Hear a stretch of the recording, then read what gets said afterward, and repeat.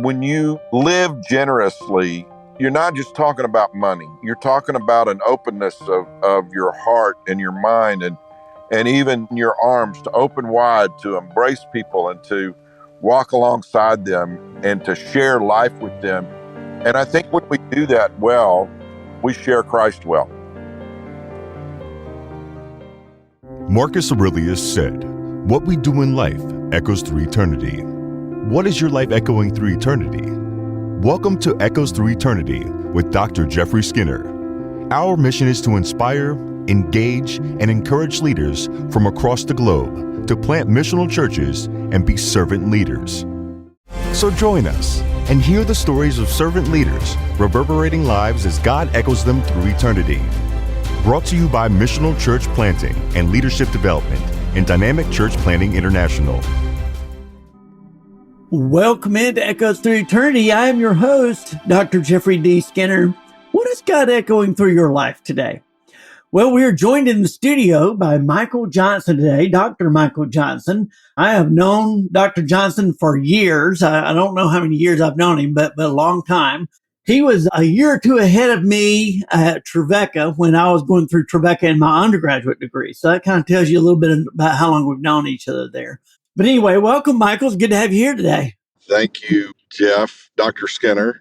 I know what it's like to be somebody without that title for a long time. And when you finish the program and people start calling you doctor, you're looking around for somebody else, But I will also admit that, it has a nice ring to it when someone does refer to you as doctor, because you did work hard to get the title, to get the degree. Yeah. And there's a lot behind that is way more than what those initials can ever indicate. Oh, yeah. I remember when I first started the program, Alice Patterson, I think she's since retired, but she was the director of the program at the time. She's still here, man. She's still working with us. She's something else. Well, great. Yeah. She's super. She started the program out by telling us that we didn't know anything. So, yeah.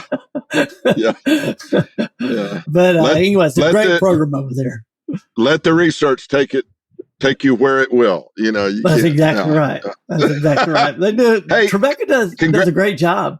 Congratulations to you as well on this podcast, Echoes Through Eternity. What a great title, and what an aspirational title, because we never know where our words will take us or take someone else, and they do have a ripple effect across time. And they do.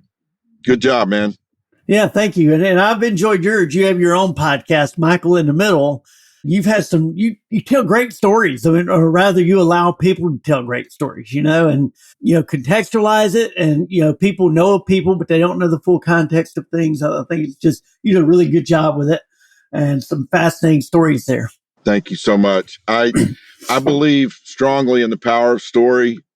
And I also clearly believe that everybody we see has a story. And, there's more to what we can just see with our eyes. We got to be able to take time long enough to hear from people. And when we know another person's story, it kind of fills in some of the gaps, I guess you could say, for maybe why they do what they do, or why they've done what they've done. And it allows us perhaps to come alongside and maybe even help them tell a better story. Yeah, absolutely. Well, I've enjoyed the podcast. I mean, you had Dr. Sean Sanger Gaines on last week or this week at some point. Yeah, it was last week. Yeah. Yeah. She's your pastor, but I met Sean on the first time I met her. I think it was at one of our M conferences, or maybe it was at General Assembly. I saw her, but she spoke on James K. Polk's Desiring the Kingdom, or James A. Polk. Polk is the last name, and James, I think, was his first name. I can't remember the full, but anyway, Desiring the Kingdom was the book. And she talked about redeeming desire and how it was she's just a smart lady. Her husband, Tim, is a professor at the college there at Trevecca, and he's equally as intelligent. I was in a pastor's forum with him Monday talking about ethics. And wow, that is a Yeah, deep, deep subject. it is. And as I'm sure you learned by the time the session was over, a deep passion for Tim. It's a really big deal to him, and he's become a leading voice on the issue. Yeah, I am. It was hard for me to envision someone who Dr. Tim Green has been at Trevecca for years and a professor of Old Testament. And of course, Trevecca just has, this is sounding like a commercial for Trevecca. That's not what it's meant to be, but it is a good college, good university. Yeah. But I've got certainly a lot of money invested in that through all my various education there. But they always hire great professors. But Tim Green has just been an especially powerful voice there. And it was hard for me to hear or see years ago someone that could rival, or not necessarily rival, but at least, be an equally powerful voice. But Tim has certainly risen to that challenge there. We are blessed with some amazing faculty in the Millard Reed School of Theology and Christian Ministry there at Trevecca, and anytime you start naming names, you could potentially leave somebody out. But sure. we are very grateful for the depth that we have on that team there. And, I don't know exactly where all you and I will head over these next few moments, but I would say that in the School of Theology and Christian Ministry and the university at large, one of the things that I'm really happiest about right now is an emphasis on calling, because everyone is called to do something for the good of humankind.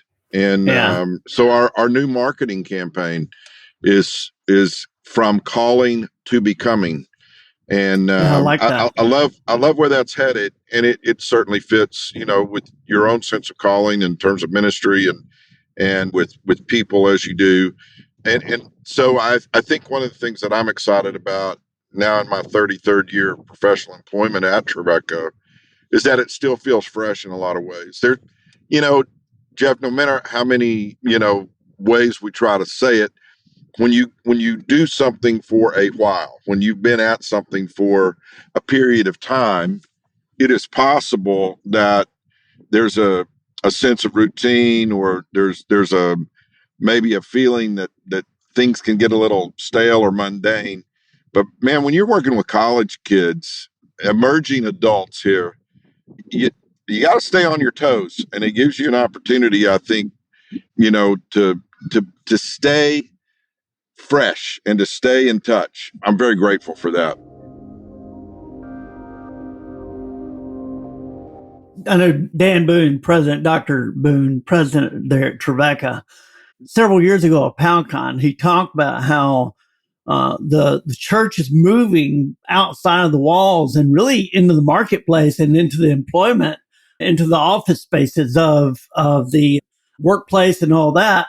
And that the most important place to do ministry in the next, coming years and decades is going to be Christians that are within the workplace and doing devotions and doing those, being present in those spaces outside of church. And those are people that requires people that are called outside of professional ministry, like yourself, where you're in a Christian environment, but you're not doing pastoral work necessarily. You're very much a pastor, but it's in a different type of context. And so I think that campaign certainly fits within that. Yeah, I think that's a key observation there, that, we do have sort of, I guess you could call it, lines of demarcation, at least in the church world, between, clergy, ordained clergy versus lay persons. But we're all in this thing together. I mean, the work that I do at Trevecca, in addition to helping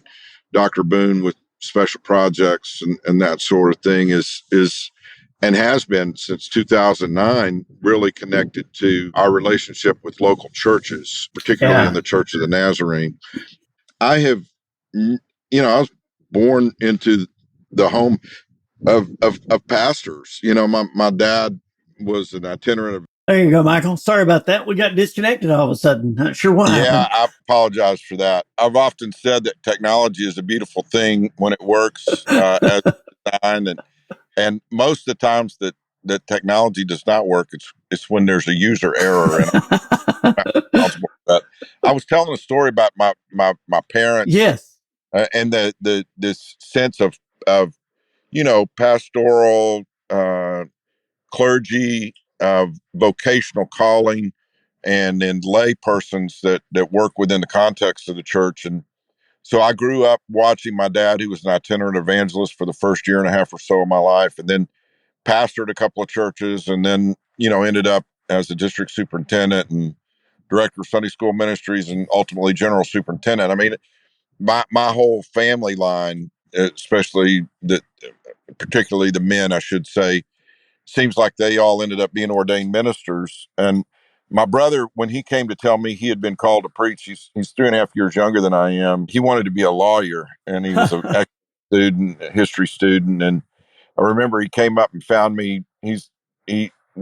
My wife and I were working there on campus in one of the buildings, helping kind of keep things straight in the old administration building at night. And Jeffrey came and found me, and he said, "Man, I got to talk to you."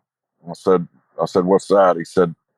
He said, "Well, I'm kind of confused. You're the one that always enjoyed getting up in front of people and talking, and you're pursuing something outside, at least in terms of vocation of the ministry." And I said, "Well, yeah." And I said, "What's that have to do with now?" And he said, "Well, the Lord is calling me to preach." And he said, "I always thought that you'd be the better one to do that because of your desire to talk in front of people." And he's ended up, having a fantastic, career, if you will, Right. in ministry. But, looking back on it, in the roles that I've held, I probably have spoken to as many people across the years as a lot of preachers have, Oh, And yeah. so I think what I would want to say in this context is that we all have gifts and abilities. Scripture's clear in explaining that and challenging us in that regard. And so I think whatever your role in your life, and you were alluding to Dr. Boone's book, I'm pretty sure you were talking about his book, The Way We Work. Right. Yes. So wherever you are and whatever role you may find yourself, I believe that God has people that will come across your path. God has work for you to do with those people that you encounter every day. My wife, I love how she says it. She said, we talk about wanting to try to change the world. She said God is sending people into our world every day, and I think we need to help the person that's in front of us as much as anybody else. Yeah. And I like the practicality of that. Oh, absolutely. Absolutely. I can't remember, it's a poem somewhere, but essentially it talked about when he was a young guy, he wanted to change the world, and he got a little bit older and realized that trying to change the world was just too big of a task. And so he decided to basically change his nation. And then even that was too big of a task. So he decided he'd just, kind of work on, his state, country, and I mean, his area there, and finally, as an old man, he said, I decided that if only I changed myself, Yeah. the rest would have followed. And I think that's key there is we just work where we are, where God has called us. And in doing so, we never know, to kind of borrow the phrase from our my show name here, we never know how God's going to echo our voice, Absolutely. Yeah. I mean, that sounds like the gospel according to Michael Jackson. I'm starting. If you kind of analyze the lyrics to that song and maybe some others that are a little more introspective, we do find a lot of truth in that. Right. That the change for the world has to begin, in us, and in our tradition, from a Wesleyan holiness standpoint, we understand that there's that initial move that we make, but then there's also the move that we have to make to open ourselves up to what the Spirit wants to do in and Yes. through. And that's where the real power comes. Yeah, and I like that. I mean, it is we're co-create. I think Dan used the word. Maybe it was somebody else. One of my other theological professors, but talked about us being co-creators with God, and I like that. Yeah. It's not just God making all things new, but it's us in partnership with God. Right. I like that. Well, Michael, again, I appreciate you being here. Now, you alluded to the fact that your dad was a general in the Church of Nazarene. We just buried a queen over in, or we didn't, but England just buried a queen, and we saw that for a week on television. In Church of Nazarene, we don't have popes, but a general would be probably the closest thing we have to royalty in a Church of Nazarene, right? Oh, I guess in a way, kind of a funny thing. Sarah and I got married September 5th, 1981, and it literally was just a couple of months after Charles and Diana got married Oh wow! during that summer. I was in New Zealand with the youth and mission team, and remember watching the royal wedding in New Zealand. I got home about 2 weeks before our wedding.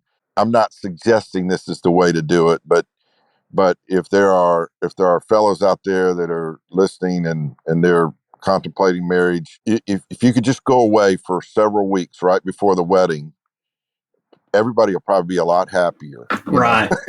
Sarah, Sarah, Sarah only had me around for 2 weeks that summer as we ran up to the wedding, and she had everything in place and didn't have to worry about my interference. Right. Right. Yeah, looking back on that, it's kind of interesting. Sarah's dad was the president at Tribeca, and my dad was the district superintendent, and we took a little ribbing about a Nazarene royal wedding. And I mean, I'm not saying this because I'm proud of it. I'm just saying it as an observation. As such, we got a bunch of, crystal and silver and china and stuff like that, and got Yeah. next to nothing practical. We got one blender, and I think that was that's the only, you know. Yeah. And we were going to be living in a married student apartment with no room for all of that kind of stuff. But hey, there is a I don't know how to term it, but I don't. I mean, I think there's something valuable to a certain extent to having people in your life that you can look up to, and you don't win the day just with position Sure. or by virtue of position, but you can certainly validate position by treating people in a good and kind way, and be more effective, I think, in the process than just lording position over it. I mean, I'm sure the John Maxwell Yeah. book, The Leader Within You. People follow you because they believe in you and want to walk alongside you. That's the most powerful kind of leader that you can find, and it's not Yes. guaranteed by a title or position. That's for sure. No, no. And in fact, I think Maxwell says that's the lowest form of Right? leadership is title. Yeah. That the influence is actually leadership. And so you can have influence, from no position at all. There certainly been plenty of stories told about that. And it's kind of the Jesus story, right? How much more, who would be looking, no one at the time was looking for a baby to be the future leader of their people, the Messiah, Absolutely. and the one that would ultimately set them free, although that freedom looked very different from what they envisioned. That is certainly our story, though, as a people of God, You know, is that it's not a position that makes one. I love where you're going with that. Almost everything that I talk about or everywhere I go can remind me of a song, but I think one of the best songs that describes what you've just shared there about Jesus himself was a song that's kind of a Christmas song that For Him recorded Dave Clark, I think, and Mark Harris and Don Cook wrote. What a strange way to save the world. All of the seemingly very human elements that are wrapped up in that song do illustrate the power of the incarnational nature of God coming as a baby into this world and walking among the people. And I think that's one of the beauties of what some of us have begun to discover. I absolutely love attending my local church. I believe so much in the power that exists in a healthy local church to change the world. But it ultimately comes down to how we trust personally in the Lord to guide us and help us. And I think it's good to be a part of a body. I know you've worked in that context and understand all of those challenges. And sometimes I just don't know if people realize what they're missing by not being involved in a local church body. Jesus said he was going to build, and the gates of hell would not prevail against it. So uh, Yeah. I, Yeah. I applaud you and others who have attempted across the years to plant churches and revitalize churches and that sort of thing. I'm a fan of what you're doing there. Yeah. Well, we appreciate that. In a building, on a hill, in your home, on a beach, in real life, and online. Multitudes are coming to Christ around the world, but there's a shortage of healthy churches. On every continent of the world, Christians like you have learned exactly how to start a church with DCPI's free, step-by-step training based on God's Word to equip you to reach your community with the good news of Jesus Christ. Dynamic Church Planting International wants to come alongside you or your organization for free. No strings attached, no hidden cost, no subscriptions. We equip you absolutely free. Our mission is to equip servant leaders to plant 5 million churches. Go to dcpi.org for more details. That's dcpi.org. It's certainly fun. Well, it's fun and so it's exciting. But just the front lines. Right. I mean, it's not necessarily. Of course, I mean, ministry in any context is front lines. I mean, I can't imagine being the president of a university. I mean, what the role that Dr. Boone has to serve there on the one hand, and he's good at reminding us in very eloquent ways that they don't serve the church, that the Trevecca looks very different today than what it did when you and I attended. It was primarily Nazarenes when you and I attended, but I think you guys, was it 55% non-Nazarene now, or is it 55% Nazarene and 45% the other way? It would be a little, more stark than that even now because of the non-traditional programs that we've added to the Gotcha. within the university there. In our undergraduate area, somewhere between 25 and 30% who would identify as Nazarene. Is that right? Wow. And I mean, you could say, oh my, sometimes Nazarenes do say, what happened to us, that. In my way of viewing it, I mean, it's not a precipitous drop in terms of raw numbers of Nazarenes involved. It's that more people from other than Nazarene have begun to identify with the nature and mission of the university, and so we're still very connected to our roots in the denomination. I mean, Nazarene's still our middle name, but right. But I think it's perhaps a broader view of the kingdom as well. And so for people who are outside the church, capital C, to speak in terms of kingdom, you're talking about the Queen a minute ago. I mean, there is a very real, clear signal that we are a part of a kingdom that is not understood in human terms. Right. It's not something that is lorded over us. In fact, I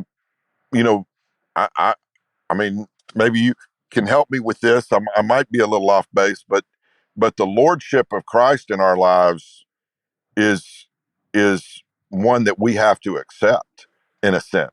Oh, yeah. We have to embrace it. And, Charles is King of England, whether people want him to be or not. And in truth, God is King. He is Lord. Jesus is Lord, whether people accept it or not. But right. the joy of accepting that in a heavenly realm seems to be something that we have not been able to translate well enough. So people become disaffected by the church because they see people who are seeking power that they think represent the church. Jesus laid down everything. Philippians chapter 2 is such a illustration of that even though he was God, he did not consider equality with God something to be grasped, but on the form of a servant. And so anytime the church is embracing a power structure or, emulating earthly kingdoms or empires, I think we get in trouble. I think we're Yeah. at our best when we're laying ourselves down for the sake of another. Yeah, I mentioned, I can't remember if it was in the podcast or prior to the podcast that you and I were talking, but I was listening to Walter Brueggemann, who's he's very influential, not necessarily within the Church of the Nazarene, but among pastoral Right. theologians and people like us. We value his wisdom. One of the things he said in the midst of that podcast that I thought was very, I really liked it. It's very eloquent. He said that our tendency is to try to create empires. Yeah. But God has not called us to create empires. He called us to be neighborhoods. Oh. And I like that. It's not an empire. The opposite of empire is neighborhood. And so, Israel was a nation, but it was a promised land. It was a provision that God was promising to the Israelites, not statehood. He called them the people of God. Israel was a person's name. It was a new identity for a scoundrel within the Old Testament, someone who took his brother's birthright and through deception and wrestled with God. As a result of that struggle, was renamed and given a whole new identity. And then just like God, he used that. I think God's making a statement of that it is not about power. In fact, Abraham or Abram, when he first came to him, Abram was nothing. The two measures of success for those people were that you had land and you had offspring. Yeah. Abram's wife was barren and he was a Bedouin. Yeah. He had neither. And only by God was he given either of those things. His wife, Sarah, laughed when God told her that she was going to have a child. It was amusing to her. And we've laughed at less and we continue to laugh at less today. Yeah. I think that is such a great explanation of it. And I really am inspired by it. You had mentioned in our conversations before we started recording that you might have some interest in exploring a little bit of what I studied in my doctoral program. And I think it's what you've just been talking about is a perfect springboard to briefly touch on it. I studied the relationship between generosity, satisfaction with life, and commitment to an organization. It was so enlightening for me personally to have had some ideas about what I thought would come from the research. But that's an aside. What I want to talk about for just a minute is the main construct of generosity. There's an actual Science of Generosity project at the University of Notre Dame that I would encourage your listeners to investigate, to check into.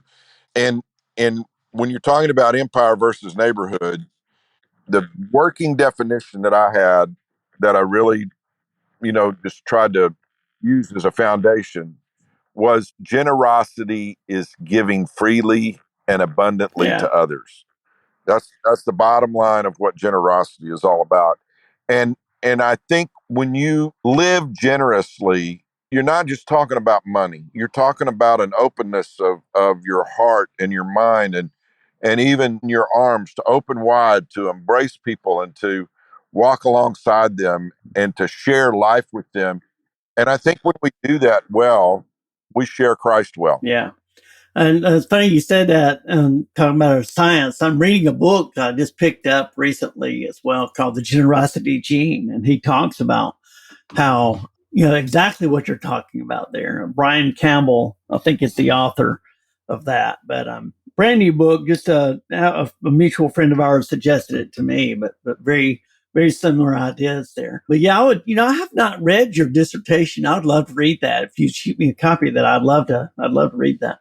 Yeah, I'll certainly be happy to get you a link to that. A couple of interesting things that I could share with you that give examples of some of these kinds of things that we're talking about. Generosity in different cultures expresses itself in different ways, as we would expect.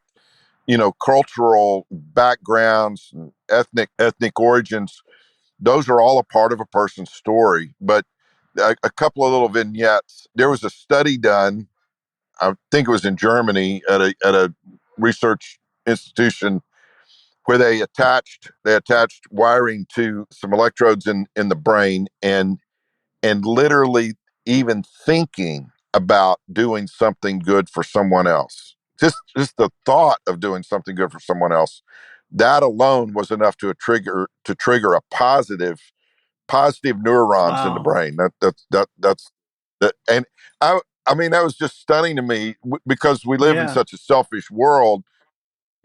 People think that if they give something away, then they no longer have as opposed to blessing another's life. But when we do those kinds of things, it's actually good for Yeah. our health. Lakota Sioux were described in one piece of research that I read, where if you express admiration for something like a decoration on their wall or something that's in their home, they would they would feel obligated to give it to you, That's wild. because because because it would mean something to you to receive it. In Indonesia, there was a group of people that were part of an insurance group. It was the you know group insurance. If the more people you have enrolled in a program, ostensibly the lower the premiums are going Right. to be. And they did a survey of this group of workers, and they had a high degree of dissatisfaction. They were not happy with the insurance coverage that they had, but they had an incredibly high retention rate, because they felt like that if people were bailing on that insurance group, that others who stayed in it would have to pay higher Huh. premiums. So even though they weren't happy with their coverage, they didn't want to they didn't want to do something that might Oh hurt a wow. That coworker, that's by that having is higher really premiums. interesting. I look at things like that, from people that we would think would not have an understanding of Christianity, as we've Yeah. been talking about it even here on the podcast. But I think there's something that is inborn in us. The word generosity came from a Latin term. The word generosity that we use came from a Latin term that initially meant nobility of Huh. birth, back to that royalty Right. thing you were talking about. And over time, it moved from nobility of birth to nobility of purpose. And Jeff, I think if people understood, I mean, Rick Warren just retired from Saddleback Church, but the Purpose Driven Life was a kind of a how to book, but that doesn't negate the significance of purpose that we have Right. in our lives. We have been created to do good works which God has planned in advance. I like, I just want people to understand that living a generous life toward others is just following the way of Jesus, because who was more generous than our Savior, who laid down his life for us?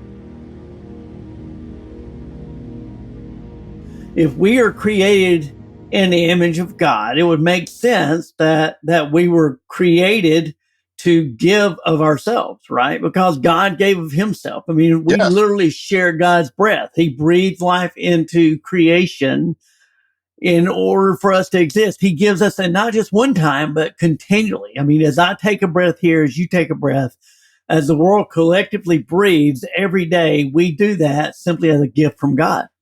Well, we kind of had a script for how this podcast is going to go, and it just, somehow or another, you and I just got talking. But I do want to touch on your podcast. Well, we talked a little bit about it. It's called Michael in the Middle. Let me just tell you that when I first saw you begin to talk about that on, I think it was Facebook, that I was sharing with other people. Oh, do you know Michael Jackson? Because we run in the same circles. The Nazarene Church is a fairly small denomination in comparison to some of the others. So we're a tight family, a tight knit family. And so we always joke, don't talk about somebody when you go to another church because they're probably related to somebody. So I was talking about you, but in a good way. And so I said, Michael Johnson has a new podcast. Really? What's it called? I said, Michael in the Middle. And without fail, they said, that if there is anybody that needs to do that podcast, it is Michael Johnson. Michael Johnson is the epitome Yeah. of Michael in the Middle. Tell us a little bit about your vision for that podcast. It it's actually pretty simple. I won't go into details about the story, but aside from my family, there have been several other people that have impacted my life and I'm not trying to be Switzerland. I'm not trying to stand in the middle on every issue of our day, but I am trying to stand in the middle of in the sense that a bridge spans a certain measure Yeah. of distance between Yeah. two sides. And what I'm looking at, what I'm really hoping for, is that I can get people together and talk with them. I've done a solo podcast or two. In fact, this week is one that I did by myself. But my real deal is everybody has a story. If I can sit with people and get them to tell a little bit of their story and how they got in the middle of what it is that they're doing Yeah. now, like with Shauna, for example.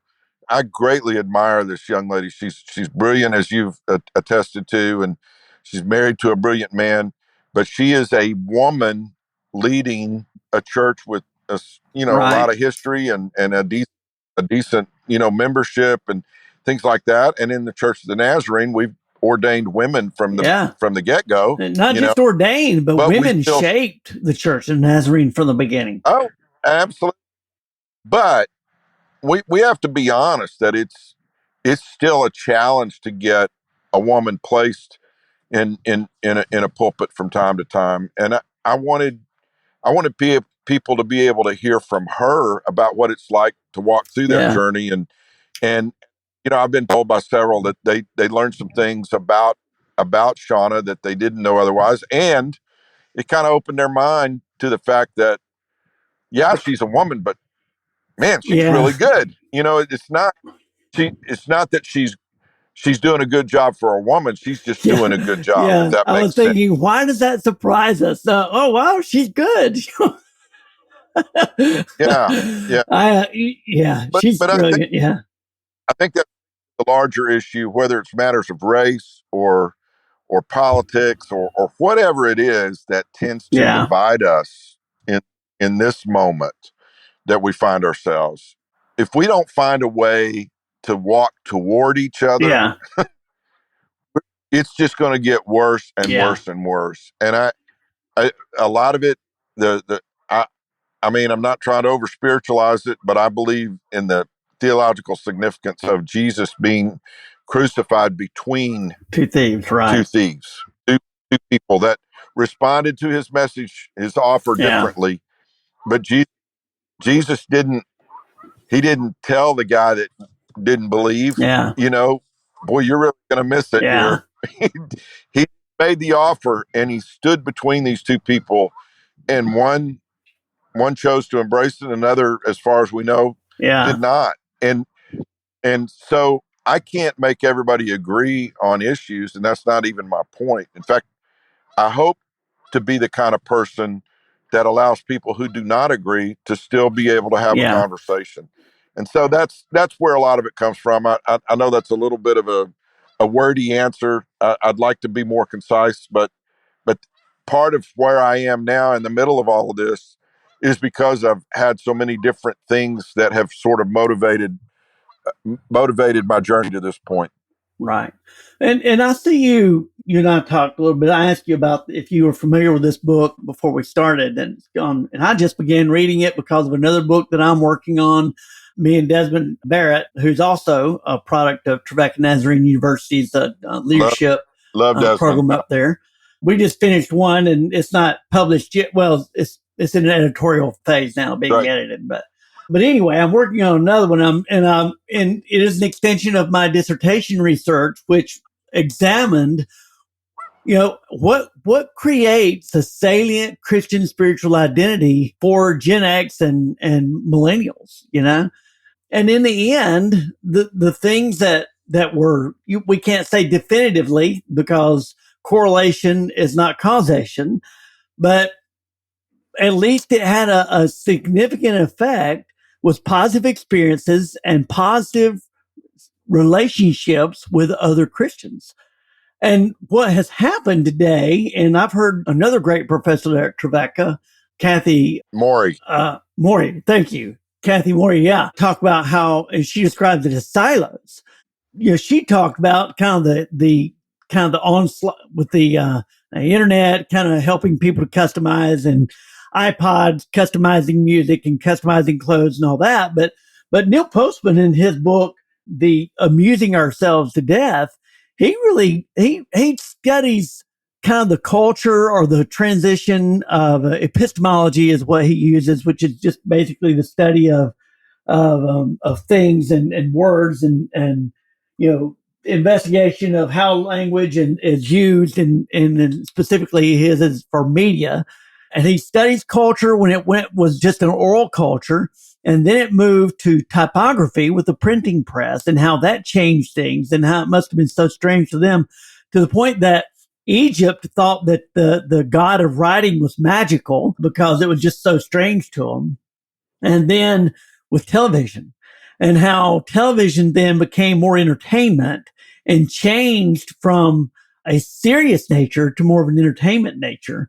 And so the result of all that, as you carry it on out into where we are today with social media, is we have all been isolated and decontextualized to the point that we have fragments of truth, fragments of conversation, and we're making final judgments on who those people are and what they mean based upon very little of their story.